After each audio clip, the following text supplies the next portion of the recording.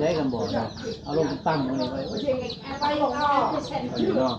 ลงตั้งอยากต่ำแล้วเนาะอยากต่ำตั้งมันบ่ตั้งตั้ง10,0006 ล้านทางแม่เพิ่นขึ้นได้แล้วบัดซื้อเครื่องคองนั่นแหละตามที่ตามข้อเพิ่นขึ้นเลยจบแต่นั้นอยู่ดีมีแห้งทำคูณเนาะมีแต่เงินแต่ทำไล่เขาคนเจ็บกะนี่ออกมีแต่โศกลงเอาลงมาเบาพี่มันบ่ได้ยินได้ยินอันนั้นไปอันนั้นใครพันนั้นจะตัดนี่เลยพอเขาจับมาทำอีกทันขอเจ็บคอนะจะได้เลยจะได้นะเพื่อนคือมาชื่อมาคือใครนอนมันอันนั้นคือใครบัดลูกกับแม่ทะลุเพิ่นตั้งอันนั้นเฮ็ดอันนั้นกินไหมอันนี้ก็รู้สึกใจของเพิ่นนั่นเองบ่ม่วนประเทศคือแน่เลยนี่แหละเขาเป็น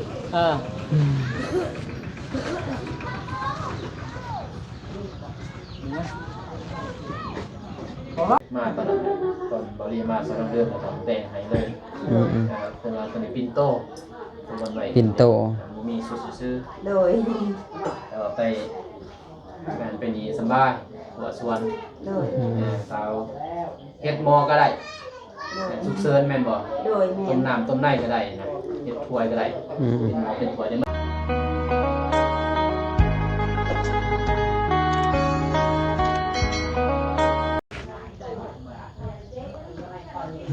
เปิดภาพมาพี่น้องวันนี้ก็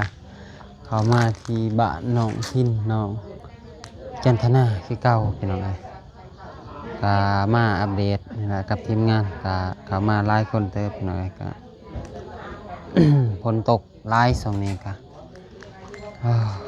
เลยเข้ามากับไอ้บ่าวน้องเพิ่นพี่น้องบ่าวมิกก็บ่ได้มีรถเนาะสิเข้ามาก็มีแต่ทางอ้ายเพิ่นจังได้ไปพี่น้องโอเคพี่น้องเปิดภาพมากันเนาะหันหน้าหันตามาทางนี้ก็ได้พี่น้องเด้อก่อนอื่นเมื่อกราบทักทายสบายดีพ่อแม่พี่น้องเมื่อสุขสุขคนเด้อ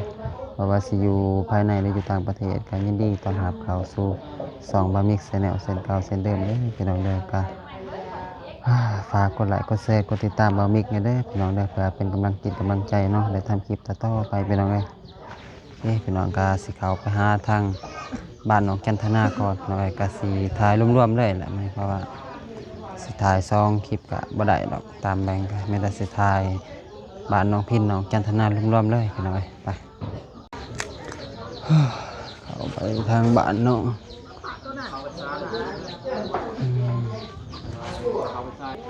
เป็นยังไงดังซื่อเขามาสบายดีเด้อสบายดีเด้อเป็นจะได้ให้นะให้ตาดุนได้กาด้นเติบแล้วเหนื่อยแล้ววันนี้วันมือซื่นกันได้เขามาแล้วมือซื่นบอกก่อนนะฮันนี่ไปเฮ็ดเวียกพี่น้องสู้ๆเด้อเห็นอยู่ในคลิปเหมือนบุกกับรถไทยบ่มนี่บ่ก็ว่าบุกป่าและนี่บ่เป็นไทยหน้าเด้อนี่บุกเบิกเด้อนี่บ่ไม่คือต้องบุกเบิกเนาะคุมเวียกก่อนส่วนนะแล้วบ่ได้เขามาดีแล้วเพื่อนพวกเฮาอีเด้เบื้องหลังเฮาได้กระซอยนี่แหละสังคมกระซอยครอบครัวกระซอยกันทำบ่ซวยครอบครัวจะได้บัดนี้เมื่อทางหลังคือจะได้เฮาก็ต้องสวยให้มันได้ทั้ง2 กรรม2 สายและแกนกว่าแกนสายเฮาดิเฮาตรงกลางนี่เฮานี่เลยขึ้นนอนบ่คุณพินขึ้นนอนแล้วขึ้นนอนวันศุกร์นี่คืนวันนี้บ่แม่นเห็นงามคืนแรกวันนี้ซื้อเองบ่น่ะ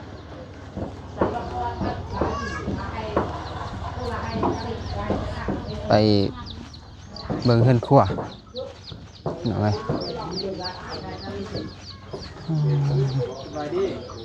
สบายดีเด้อเป็นยัง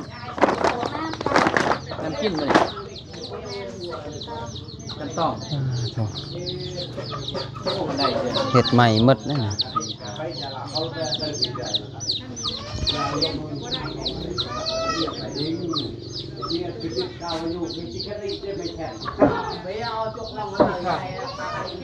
สื่อข้างมาให้ที่งามเลย เขาขำเนี่ยผู้ที่พ่อเนาะ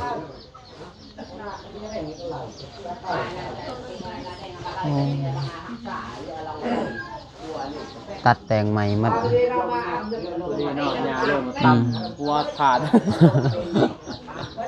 โอ้ ขาดตั้งข้อแรก เฮ็ดหมดในนี้เลย สิได้กันบ่เนาะเอาลงตั้งตรงนี้ไว้เนาะลงตั้ง อยากต่ำแล้วเนาะอยากต่ำ ตั้งแล้วมันบ่ตั้ง ตั้งแต่ก็ยาแล้ว โอ้คันบันไดถึงท่านใหญ่มีแต่ขันเดียวเองเนาะ คนเดียว อืม เราจะสร้างขันสร้างขันเป็นบ่ แม่นมียักษ์อันนี้บนนี้นี่นั่นหลังคานี่ตามหลังคานี่นี่ แล้วตัวนี้เรื่องในเรื่องบ้านงามแล้ว หาพี่น้องเฮ็ดซอยนะ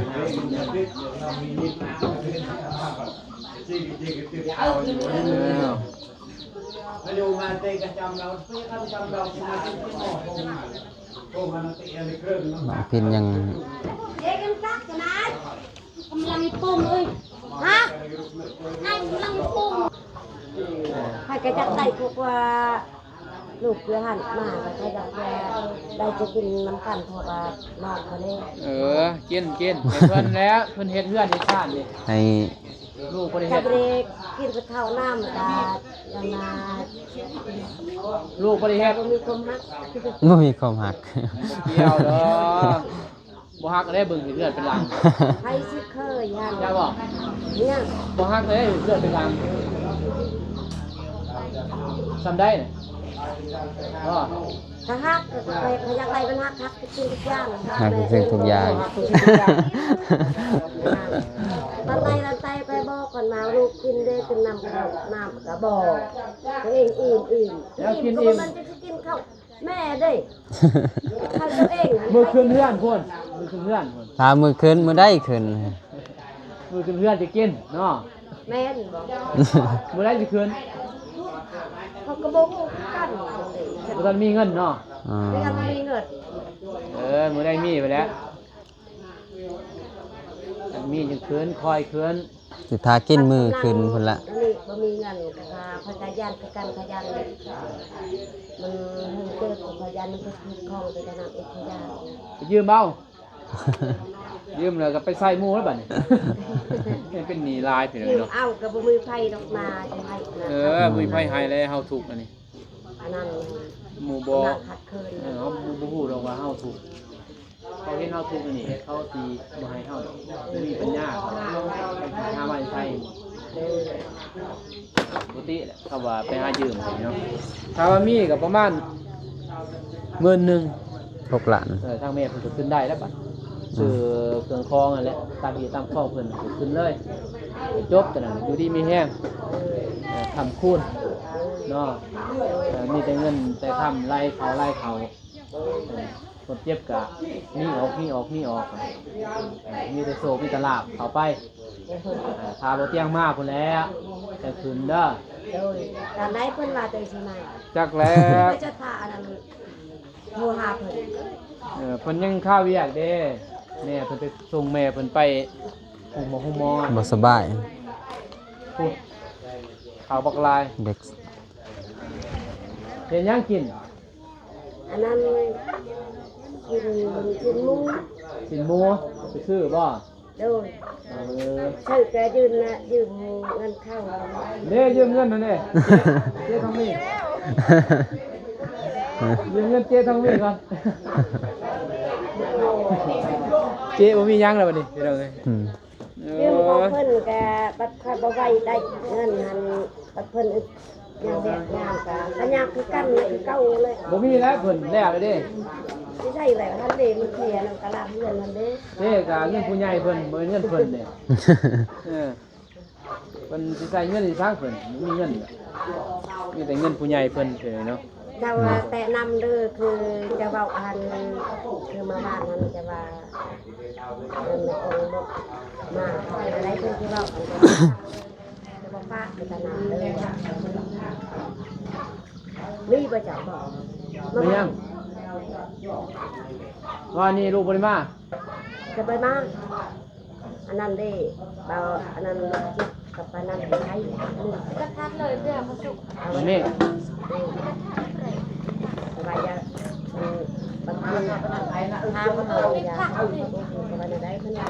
ไต่ที่แทกเป็นกระตุกดี การเชิญเงินของเราสบายจะเอาเลย ไต่ที่ใบแทกเป็นกระตุกกันสั่น เริ่มสร้าง เอาอันนั้นไม่ต้องว่าเงินมาบ้านเลย นี่ลงอีก บ้านเขาจะจ่ายตังค์ได้ขนาดนี้ ส่งออกในเองเมื่อย จังเก่าอีกอีกคนตอนนี้เละไอ้กระดูกเป็นเต่ากันเลยเนาะ เงือกจะได้เยอะก็เขาพูดน้ำเนาะไป เอ้าแน่จะโมโหอื่นจะประมาแบบว่าก็จะมาทำที่อันนั้น โอ้ เจ็บกับปานัง ตามความเชื่อเพิ่นเนาะเจ็บจะพูโอ้บ่เจ็บน้องเมฆเหนื่อยดิ ข่อยก็บ่แม่นคน เลยเจ็บ ยังคนอยากมาอยากลองแต่ใครก็บ่เป็นชิชุกกับนั่นแหละ บอกเลขเด้อ วันจันทร์ บอกเลข บอกเลข วันจันทร์ ลงมาบอกเลขไอ้ถือ6โต๊ะ อ้าวเออ บอกโลดนะ ตอนได้5,000ครับโลจะให้อันนั้น โอเคเขาซื้อมาเฮ็ดเลยนี่จะขึ้นเพื่อนเลยเหรอเขาเทกลางให้ ตายเลยลูกเจ้าเว้าออกก่อนหัน เอา ไปค่อยหันดอนั่นหันกลับไป ได้ ฮะเฮ็ดคือผู้บ่าวผู้สาวเป็นไงผู้บ่าวอยู่ลมผู้สาวบ่สิกัน เอามันไปโตตอนนั้น5,000ตอน ลงเอาลงมาเว้าพี่มันบ่ได้ยิน บ่ได้ยิน แล้วก็วิ่งครับอันนั้นหันไปอันนั้นหัน5,000หันจะตัดจะนี่เลยพวกเจ้าทำอีกทัน ขอเจ็บคอก่อนนะ เจ้าได้เลยเจ็บสักได้นะค่อยคือมาคือคืนพนอนมันอันนั้นคือขายบัตรลูกประมาณพลูเพิ่นตั้งอันนั้นเฮ็ดอันนั้น กินไหม ของคือ อันนี้ครับ รู้ทึกใจของเพิ่นนั่นเอง นะ มันบ่ม่วนประเทศคือแน่เลยนี่แหละเขาแป้ง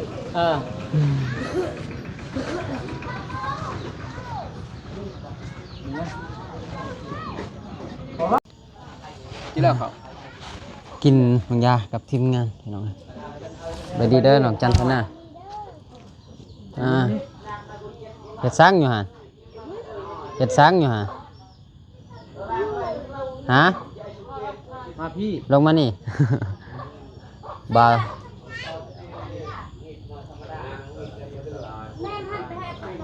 เด้เขากินมาใช่นี่เป็นยังไงเนาะเขาเฮ็ดแล้วก็ถ่ายไปแล้วนี่จะได้อัปเดต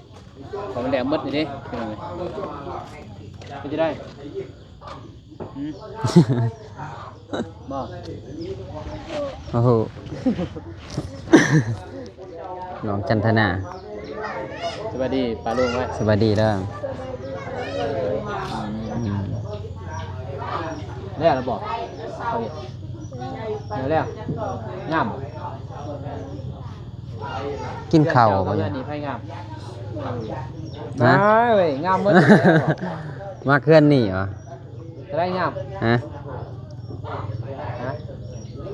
คิดมั้ยจะได้งาม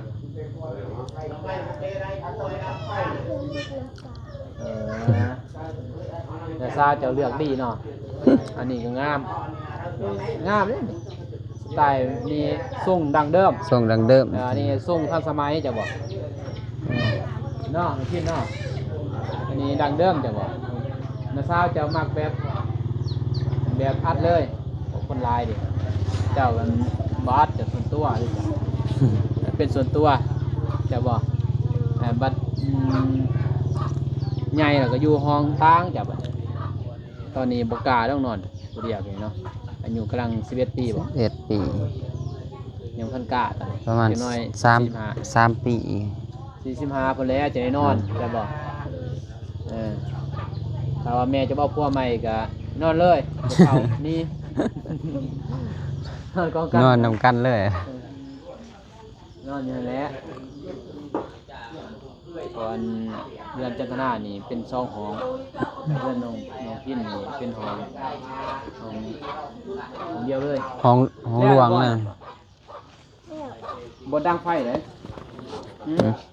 ใส่เกือบสูง แล้วบนดังไฟดังเนี่ยไปเบิ้งบนจะไหวจะเย็น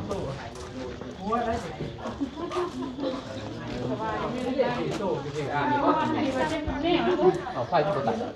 อยากมืดนะ มันต่อบ่พดเกือบได้เด้อเขาเด้อโอ้เฟสเสร็จสิ้นไปเสร็จเนาะทูแล้วบ่เนี่ยทูบ่จะมีให้เรียมเฮ็ดใหม่เนี่ยบ่ได้งานแน่เตรียมแน่ คือว่ามืดนะ ฮะ คือว่ามืดแท้ เอามือแล้วแน่ไต่ติ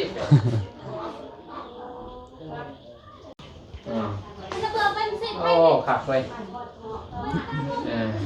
แมงวันพวกเขาหมดไม้ตอง สบาย ไม่ให้เข้า ว่า ไปซื้อถ้วย ก็ได้ ถ้วยหั่นล่ะ บ่เที่ยง โอ้ โอ้ซื้อตอนบ้านบ่ โดย นี่ก็แม่นเบิดบ่ บ่สิเพิ่นว่าบ่สิถ้วยตอนบ่ดีมา อ๋อ โดย โอ้ด้นแน่เนาะ เดิน เอ้าจะ2 ปี โดย ด้นแล้วก็สอง สองปี สองเบาหลีมาอันนี้ก็ ตอนไปซอยน้องเดิม โอ้ มาตอนนั้นตอนบริมาซอยน้องเดิมแล้วตอนแต่งให้เลย อืม เป็นว่าเป็นปินโต้เป็นวันไหว ปิ่นโต มีสุดซื้อ โดย แล้วไปงานเป็นนี้สบายหัวสวน โดย สาวเฮ็ดหมอก็ได้ โดย สุกเซินแม่นบ่ โดยแม่ ต้มน้ำต้มในก็ได้นะเฮ็ดถ้วยก็ได้ อืม เป็นหมอเป็นถ้วยได้มันเป็นเลดเด้ต้นบ่วงนี่ซื้อมาใหม่เด้ออย่าใส่บ่วงอันนี้น้ำเบียดมีเด้อน้ำเบียด บ่มีอยู่นี่เขาบ่ได้ขาย บ่ได้คายบ่ บ่มีอยู่นี่เด้อ เดี๋ยวบัดไปซื้อเครื่องให้น้องพี่นี่เด้เดี๋ยวก็ซื้อกันไป กับเคียงนอน เคียง โดยเพราะอันนั้นของแม่ของเอา เคียงหรือเคียง เคียง เคียงเคียง เนาะ โอ้โหเด้อเคียงนางไก่เคียงบ่ ขี้ โดย ขี้ดิ ขี้บ่ เคียง เคียง เคียงตัวเคียงภาคเนาะเคียงภาคนี่เคียง แม่น เคียงเขาตั้งตั้งเต้าตั้งแบบนั้นคือบ่ใส่นั่นเอ้าคือบ่ใส่เต้า บ่ได้ซื้อ ใส่เต้าเอ้าเดี๋ยว โด บ่ ยถ้ามีเงินก็สิซื้อ ตัวนี้มันสิเปลือง โดยแม่นมันสิเปลืองนั่นนี่น้องก็อยากได้เต้า ซื้อเต้าตอนไปแล้วตอนไปน้องพินซื้อย่างแล้วมันเพิ่นมีเงินซ่านเนาะแล้วก็จะก็ไปน้ำหายเลยไปซื้อชาแดงเป็นตัวเต้าซีเมนต์เลย โดย ซื้อมาสุกข้าวเอาพานน้อยๆนี่นะ โดย เข้ากันสุกแล้วยังใส่ทานก็ได้ใส่ทานกับปิ้งนั่นปิ้งนี่สบายผู้นี้นี่ผู้นี้แล้วเกิดปีเดียวแล้ว ดำหมดแต่ละ แม่น ดำหมดแต่ละนี่ เนาะมีเรือทรงลมลายทรงลมลายอยู่แต่ว่ามันสิบ่ไปทางนั้นนี่มันสิเข้าไปทางนี้ถ้าตัวนี้จะมีเนาะ บ่เวลาน้องดำมันออกทางนี้ ทางนี้บ่ โดย มันลายนี่เนาะสองลมลายสุดยอดหนึ่งบ่เขานะให้หนึ่งเขาเลยตอนแรกแม่ ตอนเช้ากับแม่ตอนแรกกับแม่แอบเด้อ ยินบอกแอบหนึ่งเขาลูกแต่เด้อผมเป็นนอนดินโทรศัพท์จนนั่นนี่ยินบอกลูกแต่เด้อเกิดลูกประมาณ6 โมงนี่แต่เด้อโทษก็ไม่ได้เด้ออยากนี่ยินบอก6 โมงแล้วก็ลูกมาแล้วลูกกันหนึ่งเขาเป่าไฟ ตอนแรกนี่ค่ำๆ4 โมงก็ดังไฟจะบ่เท่าบ่ได้ไปเวียดถ้าเห็นถ้วยบงจงซ้ำเนี่ยปะตะล่างยินบ่ได้หมดได้เด้เว้ยเป็นคนฮู้ได้แบบนี้บ่เรือนก็ได้ห้องน้ำก็ได้สะดวกสบายบัดนี้ครัวก็ได้ครัวนะเรือนอายเรือนอายยังบ่ได้ซ้ำนี่ ยังร่างหน่อยๆอยู่ ร่างน้อยๆห้องครัวก็ซ้ำนี่แหละนี่น้อยนี่แหละบ่ได้ซ้ำนี่ บ่ได้สำนีซะนะ เห็ เห็ น น สำ ก นั ว่า กสื่อของครัวห้องน้ำใหม่ก็บ่มีจะ ใส่ห้องน้ำนำกันห้องน้ำร่วมให้น้องมาลงกันนี่คือกันนี่คือเป็นบุญเด้อตู้ซักผ้าตู้เย็นตู้ไว้นี่ยังมีอายบ่ได้มีเด้นี่ไปก็เห็นเบลอและถ้วยบวงโจสามปะสิกตานี่เก็บไว้ดีทักษะดีเด้อมันนี่แหละนี่กับปัดทูลาดเวลาเด็กน้อยเข้ามาบ่ให้ใส่เกลือมากเพราะว่าไปดักจึ้งพี่เนาะบ่ต้องไปดักจึ้งนี่เขาใส่เกลือมาเลยเด้เปื้อนนี่นั่งกินข้าวก็ใส่เกลือจะบอกแล้วก็นั่งตังโอ้บ่ไหวเด้พาเหยียบขี้มูมาใหม่แม่นบ่ยังเราบาดเหยียบขี้มูมาแล้วเป็นดินบัดนี้มานั่งกินข้าวมินยังวะตายเป็นขี้มูนี่ติเกลือเด้เนี่ยตั้งแต่ผ้าเขาจะบอกตั้งผ้าเขาแล้วก็เกลือก็ใส่เลยนะแต่ว่านั่งตั้งซื้อกินบัวไว้เด้อเด้อเกลือใบอยู่หันยินบ่อะไรก็บัดมีเงินก็ซื้อพาเศษตีนเข้ามาเศษเข้ามามันจะสะอาดแบบนี้ถ้ามีงบมียังต่อหน้าไปใส่กะโหลข้าวมีที่สำคัญซื้อข้าวซื้อข้าวซื้อไว้ซื้อข้าวและไว้ก่อนเนาะได้2-3 ไว้พอถึงปีนาแม่นบอกพอปีนาแล้วเรื่อยจากนั้นเป็นมาเฮ็ดเริ่มแต่งก็ได้โบกับโบงามจะบอกเรื่อง3-2ก็แต่งได้แต่อย่ามากแต่งงามได้บ่ให้มากถือว่าดีแล้วงามง่ายออกตอนนี้ไปอยู่คุณซะผมวางแผนผิดเสมอมาอยู่บ้านโนสีไว้ตัวเย็นตัวนี้แต่ว่ามันเกะกะนะมันเกะกะมันเกะหายไว้อยู่นี้แล้วตัวนี้ยับตัวนี้แล้วพอดีแล้วตู้เย็นก็ให้จำในทางแบบนั้นแล้วทางนั้นอยู่บ่แบบนี้แหละสบายอนามัยเด้1สบาย2มันฮอดเด้แม่นฮอดอยากฮอดเปลืองไฟกินไฟลายเด้บัดนี้มีแต่หาเงินค่าไฟฟ้าน้องเดินติดหนีค่าไฟฟ้าดิฉันแล้วกลับก่อนเด้อเสด็จเดินทางกลับมามีแต่อื่นไปแล้วโดยบางทีถ้าตายบ่ได้เข้ามาก็สิบ่มีมาทันบ่ไปมาบ่ทันนะคันรถเข้ามาไว้ก่อนให้เขามาส่งสายกับตัวเองก่อนมื้ออื่นเลยบ่นะมื้ออื่นบ่จังแล้วเบิ่งต้นมันฝนบ่ตกช่วงนี้ฝนตกคนอยากตกนะมันฝนตกเฮ็ดหยังเป็นยากเฮ็ดบ่ได้ดิบางทีมันยังบ่ได้เพราะว่าเฮาต้องแล่นเขาแบบบ่นุ่งก็ซื่อๆปูนมากก็บ่ได้มันเปียกพอใส่รถบ่นุ่งดิก็สิเขามาส่งเขาบ่ส่ง30 2แม่นไอ้ใส่รถอาแล้วมาลงแหละแจกแน่ทางฝ่ายอาจารย์เพิ่นเด้อนั่นแหละหาผมขอบใจเพิ่นยินบอกทางฝ่ายอาจารย์ไปนบขอบใจเพิ่นนั่นแหละฝ่ายอาจารย์ทางอาจารย์ไพฑูรย์สมบูรณ์แล้วเด้โอ้ก็หมดแล้วหมดแต่ซ้ํนี้ล่ะพี่น้องขอบพระคุณเด้อทางพระอาจารย์ไพฑูรย์ที่ช่วยเหลือหลานมาตลอดขอให้พระอาจารย์อยู่ดีมีแห้งคนเจ็บอย่าได้ความไข้จะมีปรารถนาสิ่งใดขอให้ได้ตามสิ่งปรารถนาไปใส่มาใส่ก็ขอให้ตลอดปลอดภัยสาธุ